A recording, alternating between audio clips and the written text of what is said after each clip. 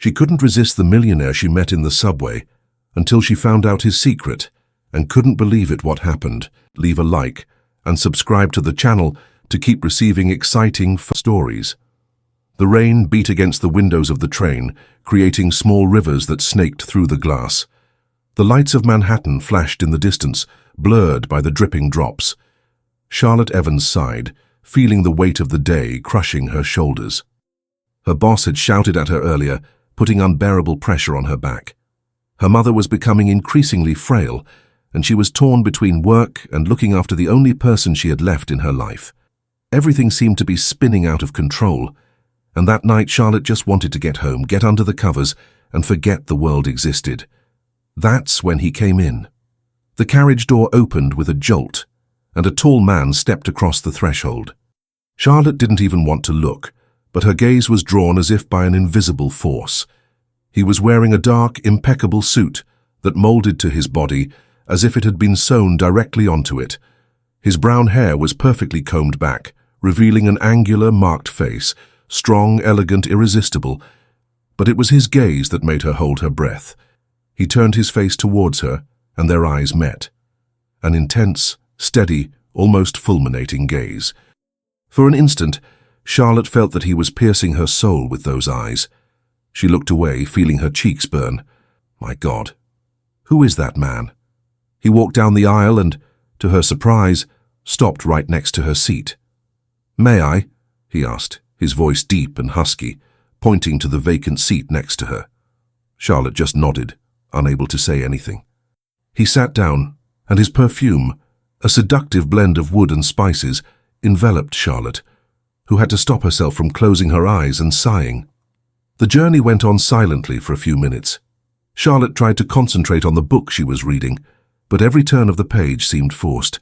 She felt his presence warm and solid right next to her. That's when his phone rang. "Yes?" he answered, with the same cutting firmness in his voice. Charlotte didn't want to hear the conversation, but he spoke so loudly that it was impossible to ignore. "I told you, I don't want an apology." His voice sounded harsh. "Either you sort it out or you're out." She peeked discreetly out of the corner of her eye. He was tense, with his jaw clenched and a vein popping in his neck. Handsome and arrogant, of course. When he hung up, Charlotte felt his body relax a little next to hers, and that's when she realized he was looking at her legs. His gaze moved down slowly, analyzing every detail. Charlotte held her breath, feeling a warm wave run through her body. She shifted in her chair, straightening her skirt, but couldn't help feeling that a part of her liked the attention. Damn. I really am an idiot for feeling like this. But after such a horrible day, that silent flirtation felt like an unexpected relief. He picked up the phone again and began typing messages rapidly. Charlotte tried to concentrate on her book, but his fingers flying over the screen, firm and precise, kept catching her eye. A few minutes later, he opened the briefcase he was carrying and began looking through some documents. A sudden jolt caused the folder to slip, and several papers flew across the floor. "Damn," he muttered, bending down to pick them up. Charlotte bent down too and began to pick up the sheets that were near her. "Thank you," he said, holding out his hand to receive the papers. Charlotte handed them over, and for a brief moment he stopped and looked directly at her cleavage. His gaze was quick but remarkable. She felt her face heat up again, but to her surprise, she didn't feel offended. In fact, liked it. He snorted, turning his eyes forward, but Charlotte saw a discreet smile appear at the corner of his lips. It was then that he realized the train was approaching the station. "Oh, no," he muttered, throwing the papers into his briefcase anyway and getting up in a hurry. Charlotte watched as he hurried across the carriage. The door opened and he disappeared onto the platform. It was only then that Charlotte noticed his cell phone, forgotten on the seat. She looked around, but no one else seemed to have noticed. She picked it up and, without thinking too much, unlocked the screen. No password. Out of curiosity, and perhaps a little daring, she opened the messages. What she saw surprised her. "You're the most incredible woman I've ever met. I can't stop thinking about you. Our dinner was perfect. You're unforgettable." They were conversations with different women. Each message seemed carefully planned to seduce them. with sweet words and passionate compliments. Charlotte rolled her eyes. "Bastard," she muttered. Still, something kept her scrolling. He knew what to say. He knew exactly how to win her over. And it seemed to work, because all the women seemed to be completely in love with him. Suddenly, Charlotte opened the video gallery. There were several files, but one caught her eye. She pressed play. The video showed him sitting in a sophisticated restaurant next to a blonde woman. Charlotte saw him take her hand, smile irresistibly, and then pull her into an intense kiss. A kiss full of dominance and security, the kind that would make any woman's knees buckle. Charlotte paused the video, surprised by the strange sensation running through her body. So that's how he does it. She didn't want to admit it, but a part of her understood perfectly why those women were so enchanted. He wasn't just handsome, he exuded confidence, charm, and that kind of presence that made you forget where you were. The phone vibrated in her hand. An incoming call appeared on the screen from an unknown number. Charlotte hesitated, then picked up. "Hello," she said, trying to sound nonchalant. "Who is this?" asked the deep, firm voice. Charlotte recognized it instantly. "I think you know who I am," she replied, biting her lip to keep from laughing. "I need my cell phone right now," he said, his voice firm with impatience. "That desperate," teased Charlotte, crossing her arms. "Is someone special waiting for a message from you?" There was a pause. "Who are you?" he asked, his voice softer, almost curious. "Wait," he said in a more attentive tone. Are you the woman in the little orange dress on the subway?" Charlotte froze. Little orange dress. He remembered. He had noticed her, and in detail. "So you were watching me too," she replied, trying to sound nonchalant but feeling her heart race. "It's hard not to notice," he replied. "That dress—" His voice dropped a tone. "It suits you." Charlotte bit her lip. He was good. Very good. And if she hadn't seen all those honeyed messages to various women, she might even have believed in his charm. "Well, if you want his phone number, I guess we'll have to arrange to meet tomorrow," she said, playing it cool. "Tomorrow?" He sounded annoyed. "Can't it be today?" "Oh, what a shame," said Charlotte, smiling to herself. "I'm already at home, very comfortable in my pajamas. Tomorrow. You like to tease, don't you? Good night, man in the expensive suit." And she hung up before he could reply. But it wasn't long before his cell phone vibrated again. He sent a message from the number he was on. "Graham, I hope you're not reading anything you shouldn't be." Charlotte laughed alone. He had no idea. "Charlotte, don't worry, your fans still believe you're Prince Charming." Graham, "Oh, so you've seen the messages." Charlotte, "Hard not to. You really are good with words. I bet those women are queuing up to go out with you." Graham, "Why are you interested in joining the queue too?" Charlotte arched an eyebrow. "Cheeky bastard." Charlotte, I don't think you're my type." Graham, "No? Because it looks like you're still thinking about me." Charlotte laughed again, but didn't reply. A few minutes later, another message arrived. Graham, "So, what did you think of the video?" Her heart raced. He knew she'd seen it. Charlotte, "Which one? You have an interesting collection." Graham, "The only one that matters." Charlotte closed her eyes, remembering the intense kiss she'd seen on the video, the way he'd held by the back of the neck, as if he were in control of everything. She hated to admit it, but that image wouldn't leave her head. Charlotte, "You really think you're irresistible, don't you?" Graham, I know." Charlotte pressed her lips together to keep from smiling. He was unbearably conceited, and somehow that was part of the charm. Charlotte, "Good evening, big man. See you tomorrow if you behave yourself." Graham, "Good night, little orange dress." She dropped the phone on the table and threw herself on the bed, covering her face with her hands. "What am I doing?" she muttered to herself. But one thing was certain. That man was messing with her more than he should, and now she couldn't stop wondering.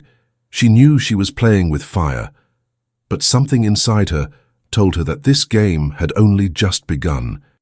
The next morning, Charlotte woke up to the insistent sound of the phone vibrating on the bedside table. She rolled over in bed, still half drowsy, until her brain finally connected the dots. It's him. With her heart beating a little faster than she'd like to admit, she picked up the phone and answered, trying to sound carefree. Hello? Good morning, little orange dress. His voice sounded hoarse, even deeper than the night before. Did you sleep well? Charlotte smiled to herself, but kept her tone light. Yes, I did. Why? Did you lose sleep thinking about your cell phone? Almost.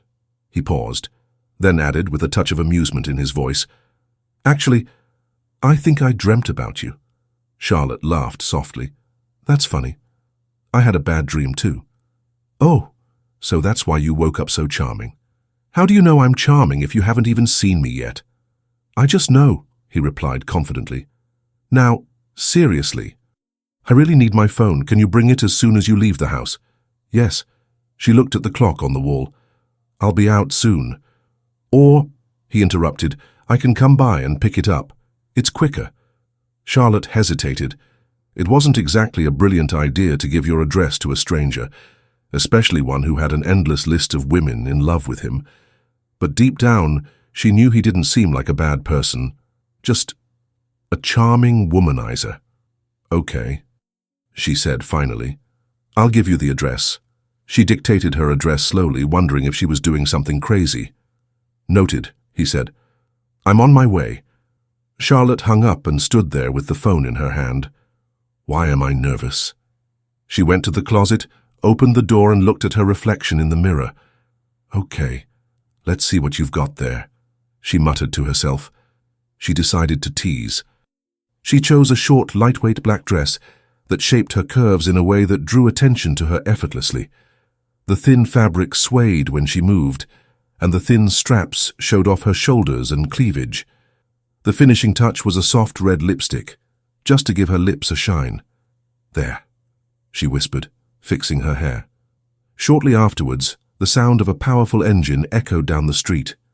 Charlotte walked over to the window, and her jaw almost dropped. A sleek black Porsche was parked right in front of the building. What? She widened her eyes. That shiny machine with its chrome wheels and dark windows looked like it had just stepped out of a luxury commercial. He was in the driver's seat, wearing sunglasses and a white dress shirt, the sleeves folded up to his elbows, revealing strong forearms. He's a millionaire. And he was riding the subway yesterday? Charlotte walked slowly down the stairs, as if to gain time to organize her thoughts. As she walked out of the building, he was already outside the car, leaning against the door with one hand in his pocket and the other adjusting his sunglasses. When he saw her, he smiled, slowly, almost lazily, but absolutely charmingly. So this is how you dress to return a cell phone, he teased, taking off his glasses and letting his eyes roam slowly over her body. Charlotte walked over to him and held out the handset. Here's your precious phone. She tried to sound indifferent, but the way he looked at her made her feel a warmth creep up her body. He took the phone, but his eyes didn't leave her. I have to say, he analyzed her from top to bottom. This dress is even better than that orange one. Charlotte crossed her arms, raising an eyebrow. Do you always come up with these cheap lines? No, only when it's really worth it. She rolled her eyes to disguise the smile that threatened to break out. Can I ask you something? He said, putting his cell phone back in his pocket. It depends. Your number. He tilted his head slightly. After all, you know more about me than you should. And I still don't know anything about you. Charlotte gave him a mischievous smile. I've already saved my number in your phone, she said. You'll find it.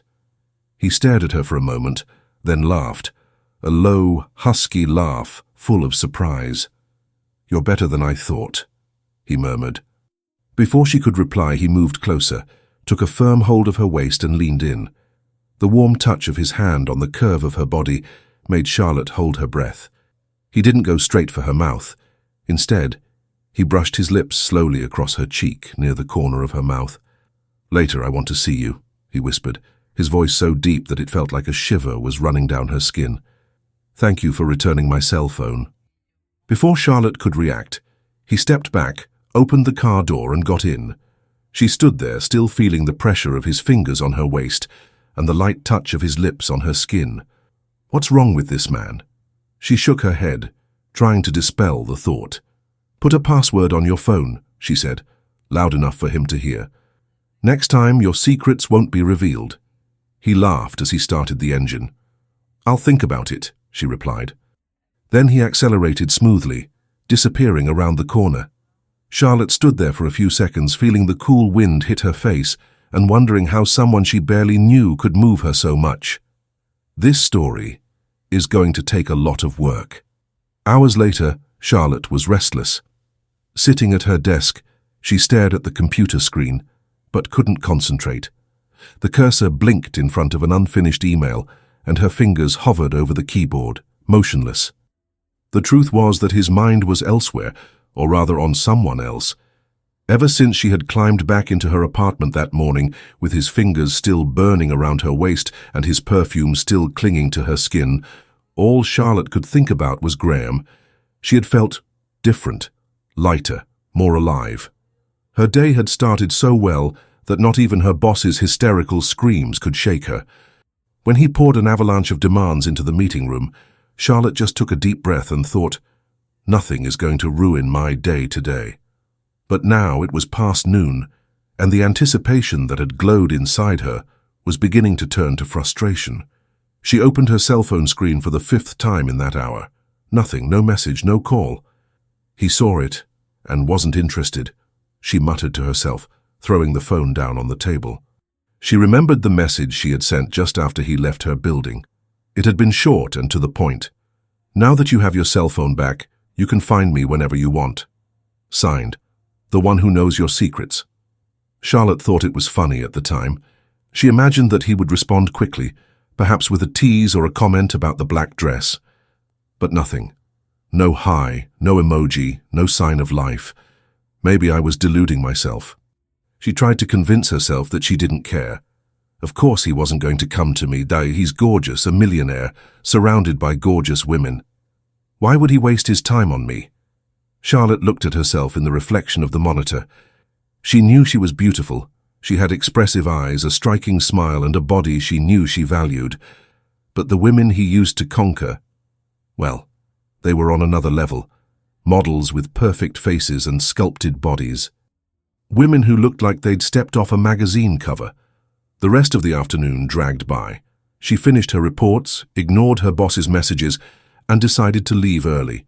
That night, she just wanted to throw herself on the sofa and forget that man existed.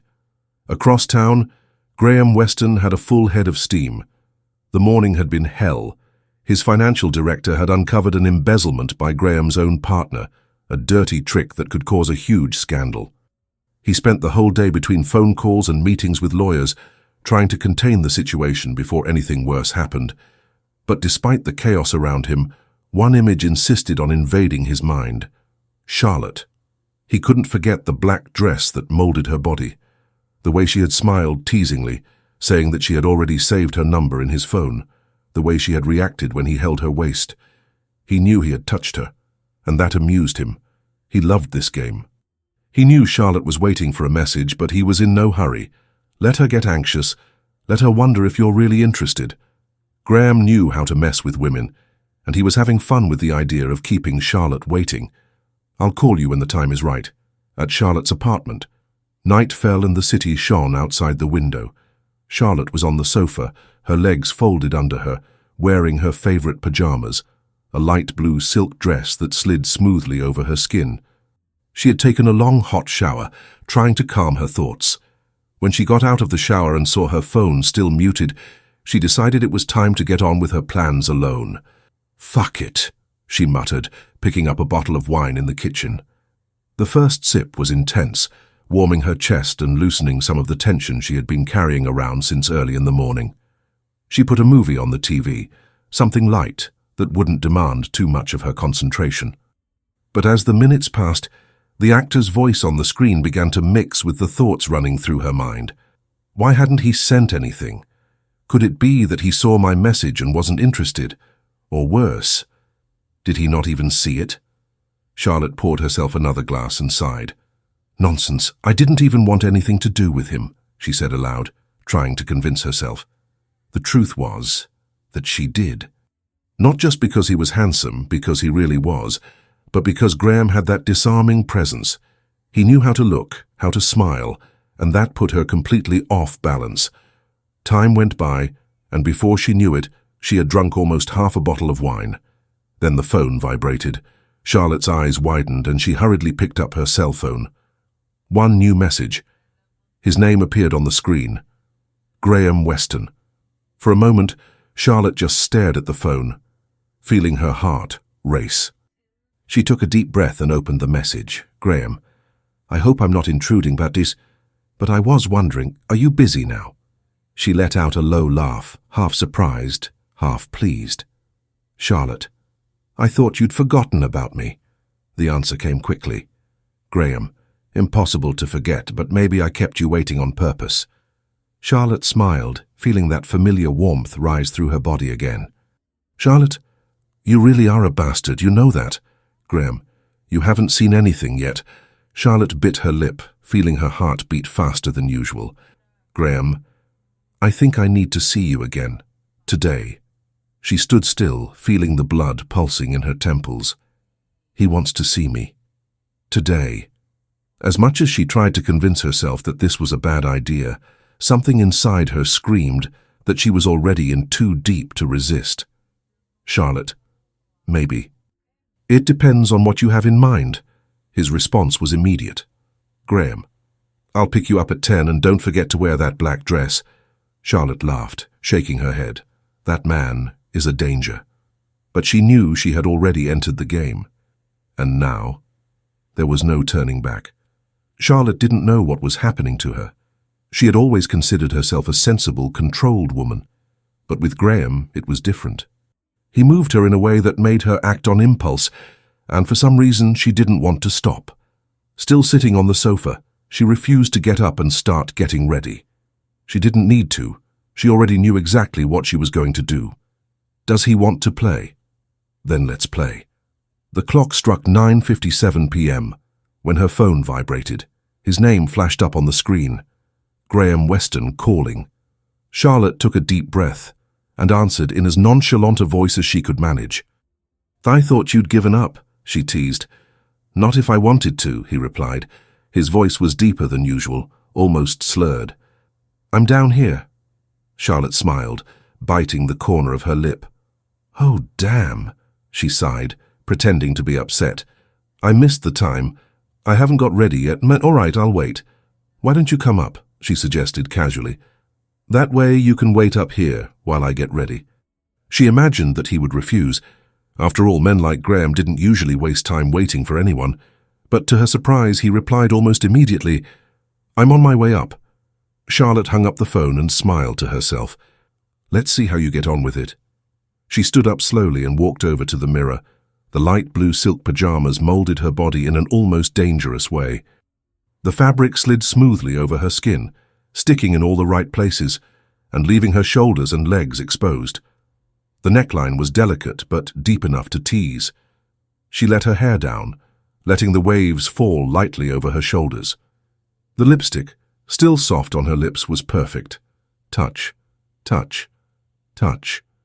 He was there. Charlotte took a deep breath and opened the door. Graham was leaning against the doorframe, his hands in the pockets of his dark pants and his face illuminated only by the light from the corridor. He was wearing a black button-down shirt with the collar open, revealing a little of the tanned skin on his chest. But it was the way he looked at her that left her breathless. His eyes slowly traveled down, starting at her face, tracing every curve of her silk pajamas and lingering a moment longer on her legs. He bit the corner of his lip slightly, as if trying to hold back a reaction. I should have waited in the car, he muttered, his voice almost hoarse. Charlotte smiled, leaning against the door provocatively. But you went upstairs? Graham didn't reply. Instead, he took a step forward, shortening the distance between them. That was on purpose, wasn't it? He said, in a low tone, almost a whisper. What? Asked Charlotte innocently. That's it. He pointed at her body with his chin, his eyes fixed on hers. Those pajamas, you knew what you were doing. She opened her mouth to reply, but didn't have time. In one swift movement, Graham grabbed her waist and pulled her close, gluing his body to hers. Charlotte felt his strength and let out a short breath, almost a sigh. He began, his voice low as he leaned his face towards hers. Incredible. His lips touched hers intensely. This was no ordinary kiss. It was urgent, deep, as if he'd been saving it for the whole day. His mouth moved firmly, exploring her with a perfect blend of control and passion. Charlotte lost track of where she was. His hands slid around her waist, squeezing her with an intensity that made her whole body vibrate. His perfume enveloped her, and she couldn't help it. The kiss intensified, and Charlotte felt her back slam lightly against the wall. The heat between them was growing too fast. It was then that, with an almost painful effort, she pulled away. Charlotte took a deep breath, trying to pull herself together. I'd better get dressed. Graham stood there, still holding her waist. He looked surprised and completely out of control. Right, he murmured, releasing her slowly, as if trying to convince himself that stopping was the right thing to do. Charlotte smiled, pleased to see him so stunned. It's a good thing he's not the only one who knows how to play. She went to her room and quickly changed out of her pajamas and into the tight black dress she had chosen earlier. The fabric wrapped around her body impeccably, and the high heels elongated her legs in a way that she knew would attract attention. Before leaving the room, she sprayed her favorite perfume behind her ears and on her wrists. When she returned to the living room, Graham was standing by the window, his hands in his pockets and a discreet smile on his lips. When he saw her, he turned slowly and let his eyes take in every detail. "Wow," he murmured, almost without realizing he had spoken aloud. Charlotte picked up her bag and smiled. "Shall we go?" He just nodded and followed her to the elevator. At the restaurant, the place was sophisticated with low lights and a soft soundtrack filling the atmosphere. As soon as they entered, eyes began to turn in their direction. Charlotte noticed the satisfied gleam in Graham's eyes.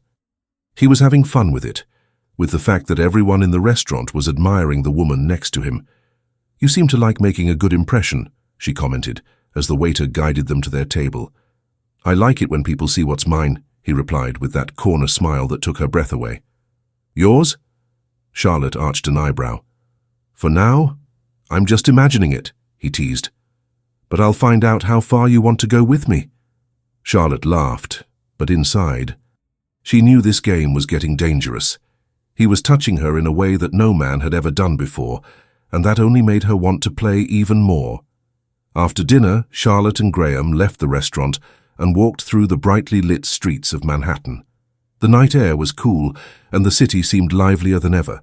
Signs glowed, cabs sped by, and groups of friends laughed loudly on street corners. They walked side by side, unhurriedly. Charlotte felt his hand occasionally brushing against hers, as if he was trying to gauge whether she wanted him to hold her or not. "So," said Graham, breaking the silence, "I want to know more about you." "About me?" Charlotte arched an eyebrow, amused. "I thought you already knew a lot. After all, I'm the one who knows your secrets, remember?" He laughed quietly. "I know enough to know that you're clever, and that you love teasing me." "Well, it seems you like being teased," she said with a little smile at the corner of her lips. "I like it more than I should," he admitted, tilting his head slightly to the side, as if he were analyzing her. "But now I want to know, who are you outside of this little game?" Charlotte was surprised by the question. She hadn't expected him to be really interested. "There's not much to tell," she said, trying to sound casual.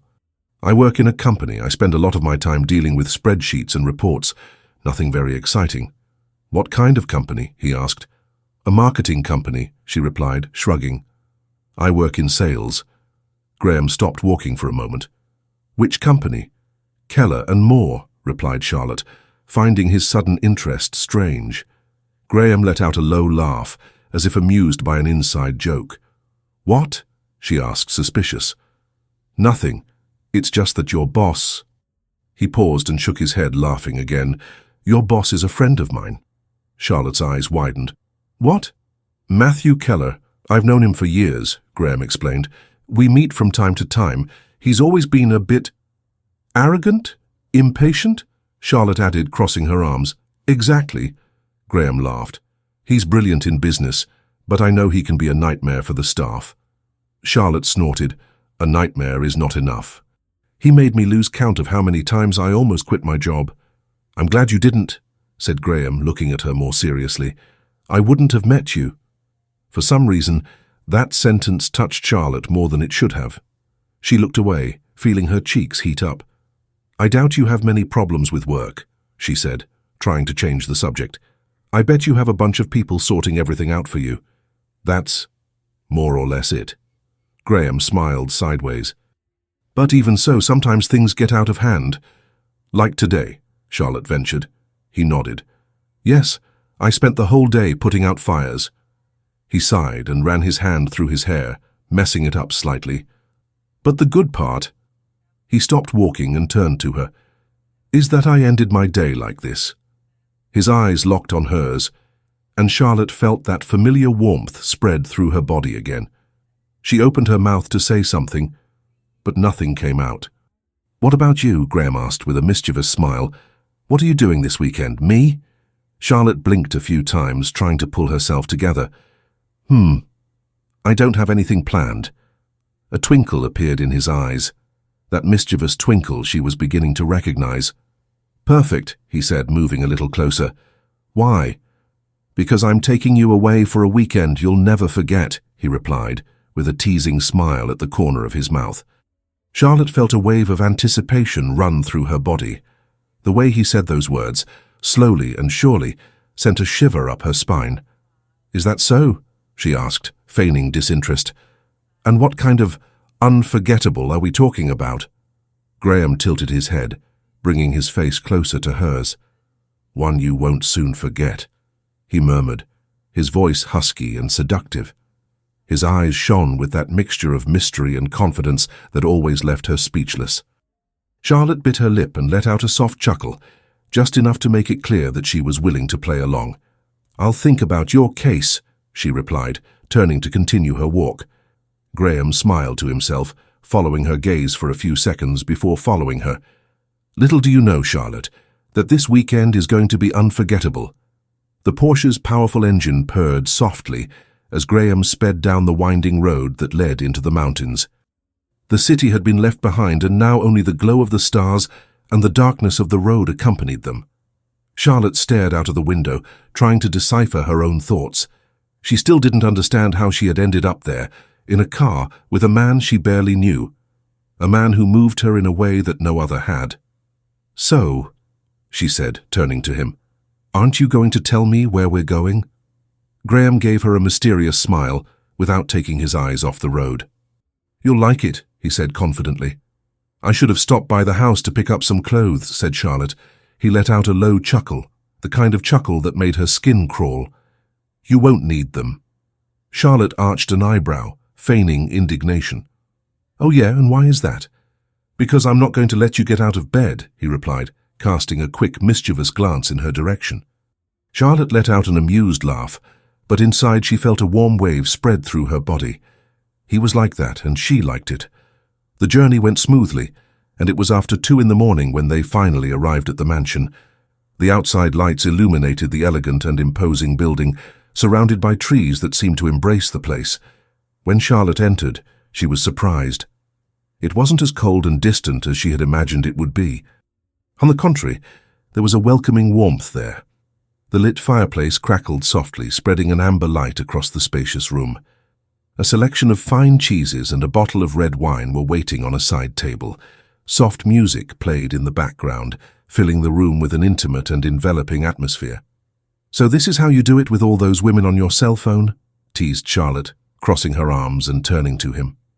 "The ones you send passionate messages to?" Graham laughed softly and picked up a glass of wine, pouring it before answering. "No." He handed her the glass, his eyes fixed on hers. "You're the first one I've brought here." Charlotte watched him for a moment, trying to decipher him. "Do you think I'm going to fall for that?" she retorted, taking the cup from his hand. "You know exactly what to say to make a woman feel special." "I do," he smiled, "but this time I'm not lying." Charlotte brought the glass to her lips, savoring the wine while trying to ignore the strange tightness she felt in her chest. Part of her wanted to believe it, but the other part knew that men like him were experts at seduction. They sat by the fire, sharing sips of wine and small pieces of cheese. The conversation flowed naturally, and Charlotte was surprised to realize that Graham was much more interesting than she had imagined. He had funny stories, an intelligent wit, and above all he knew how to listen to her, as if he really wanted to get to know her. When a catchy tune started playing, Graham smiled and held out his hand to her. "Come on," he said. "Oh no," Charlotte laughed. "I don't know how to dance." "I'll teach you." He didn't wait for her to accept. He took her hand and pulled her gently, wrapping it around his waist with a firmness that made Charlotte lose herself for a moment. They began to move slowly, glued to each other. What began as a shy dance soon turned into something more intimate. His hands slid slowly down her back. Graham's breathing became heavier as their faces came closer. The touch of his lips was soft at first, but quickly turned into something more intense, more urgent. He kissed her as if he was losing control, and Charlotte let herself go. His hands explored her body, holding her firmly, and Charlotte felt the heat rise through her skin as her clothes were forgotten on the way to the bedroom. The next morning, Charlotte woke up feeling the warmth of the sun coming through the gap in the curtain. The soft sheet enveloped her body, and Graham's woody scent still permeated the pillow beside her. She lazily stretched her arms above her head. Her body felt light, as if she had freed herself from all the stress she had been carrying around for weeks. But as she turned to look, she realized that Graham was no longer in bed. Charlotte got up, wrapped the sheet around her body, and went to the closet. She opened the door and found a neat row of perfectly folded men's shirts. She chose a large, comfortable white shirt and put it on. The soft fabric rubbed against her skin, and she smiled as she saw her reflection in the mirror. "He'll like that." Going downstairs, Charlotte found Graham sitting on the balcony, looking at the horizon. He had a cup of coffee in his hand and seemed distracted, as if lost in thought. "Good morning," she said, approaching him slowly. He turned around and, seeing her dressed in her white shirt, gave her a slow, satisfied smile.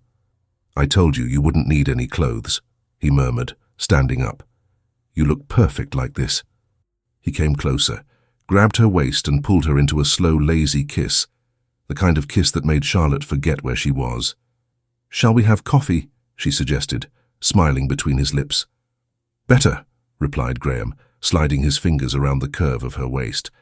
"Let's take advantage of this sofa here first." Charlotte laughed, but couldn't resist when he pulled her into the room again. She fell into his warm embrace, forgetting everything.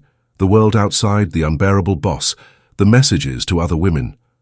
At that moment, none of it mattered. Later, sitting at the cafe table, they shared a quiet meal. Charlotte was light-hearted, thinking of nothing but the present moment. But Graham was restless. He watched her, noticing every detail. The way she pushed her hair away from her face, the way she smiled when she thought of something funny. She was different. "Why do you mess with me so much?" He took a deep breath and, before he could stop himself, began to speak. "About those messages," he said suddenly. Charlotte looked up in surprise. "What?" Graham hesitated for a moment, as if deciding whether or not to continue. "The messages you saw," he ran a hand over the back of his neck, visibly uncomfortable. "I know it wasn't the best impression, but there are some things you need to know." Charlotte felt a pang of unease in her chest. "What is he going to tell me now?" Graham took a deep breath and looked at Charlotte with an expression she hadn't seen on him before, something between vulnerability and relief, as if he was about to lift a huge weight off his chest. Charlotte put her coffee cup down on the table and leaned forward a little, attentive. "I've always been good at this game," he continued, "at saying what women wanted to hear, at making them feel special. It's easy when you know how it works." He paused, looking away at the landscape outside. "It's just, that's all, you know."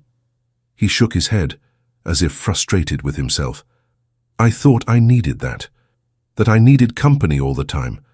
But deep down, I was trying to fill a void that never went away." Charlotte remained silent, waiting for him to continue. "Ever since I was a child, I've always felt alone." His voice became huskier, charged with emotion. "My parents," he laughed humorlessly, shaking his head. "Well, they never really cared about me. They left me with my grandmother when I was 5. Charlotte frowned. "They left you?" Graham nodded slowly. They thought I was too much trouble in their lives, that it would be easier if I stayed away. And that's how I ended up at my grandmother's. He took a deep breath, seeming to struggle with some painful memory. She was the only person who really cared about me. Even though she didn't have much money, she did everything she could to make sure I had a decent life. I promised myself that when I grew up, I would repay her. Charlotte felt a tightness in her chest. She couldn't imagine growing up without her parents' love. I worked like crazy, he continued. I didn't accept anything going wrong. I did everything I could to get what I wanted and give my grandmother the life she deserved. And I succeeded. He cracked a small, almost nostalgic smile. I managed to renovate her house. I took her on the trips she'd always dreamed of. I bought this house here in the mountains because she said she loved the view. He paused for a moment, and Charlotte saw that his eyes were watering. Only, it didn't last. Charlotte felt a lump form in her throat. She passed away a few years later, said Graham, his voice almost a whisper. And since then, he paused, swallowing. Since then, I've been trying to fill that void with things that don't work. Women, parties, work, everything just seems fleeting. A silent tear ran down his cheek. Graham quickly wiped it away, as if to hide it. This house, he continued, his voice shaking. I haven't been here since she left. He paused for a long moment, staring at the view from the balcony. I couldn't go back. Every corner of this house reminded me of her. Charlotte felt her heart squeeze. He had seemed so sure of himself all the time, so confident, and now he was standing there, stripped of all his armor. Without saying a word, she stood up and placed a hand gently on his shoulder, and when he turned his face towards her, she simply pulled him into an embrace. He hesitated for a moment as if he wasn't used to this kind of gesture, but then he relaxed, wrapping his arms around her and squeezing her tightly. Charlotte felt his body give way, as if that embrace was the only thing he needed at that moment. His face was against her neck, and Charlotte felt his warm breath against her skin. If I tell you that if you don't pull away now, I'm going to have to take that shirt off again, he murmured, his voice deep and laden with desire. Charlotte laughed, pulling away a little and shaking her head. For God's sake, no, she joked, making an exaggerated face. Let's eat first. I need to replenish my energy. Graham threw his head back and laughed out loud, that hearty, delicious laugh that Charlotte was beginning to love. Okay, he said, still smiling, but only because you asked. He took her hand and led her back to the table, still smiling. But as she took a slice of bread and spread jam on it, he continued to watch her, with a thought hammering away in his mind. Why do you mess with me so much, Charlotte? What do you have that no one else has? The weekend in the mountains had been more than Charlotte could have imagined. She came home on Sunday night feeling that something inside her had changed, and this time she didn't try to fight it. Graham had moved her in a way that no one ever could. He made her laugh. He made her feel wanted. And above all, he made her feel that she was next to someone who really cared about her, not for who she appeared to be, but for who she really was. That night, as she lay in bed, his perfume still clung to her skin. She closed her eyes and remembered the way he looked at her, as if she were the only person who mattered in the world. The next day, Charlotte woke up early and went straight to work, thinking that the magic would wear off as soon as routine took over again. She imagined that Graham would return to his hectic world of meetings, parties, and stunning women, and that incredible weekend would soon become just a beautiful memory. But that's not what happened. Just after work, while Charlotte was packing her things to go home, her phone vibrated on the table. It was a message from Graham. Graham. Hi, Fuel. Dinner yet? She laughed to herself, shaking her head. Charlotte. Fuel? Is that what you call me now? Graham. Of course. You're the only thing that keeps me going. I'm passing by. I won't take no for an answer. Charlotte. Really? I haven't even been home yet. Graham. Good. Then I'll pick you up at the company. She didn't even have time to reply. 10 minutes later, there he was, leaning against his black Porsche in front of the building, wearing a blue shirt that made his eyes stand out even more. Is this serious? She asked, walking down the steps of the building.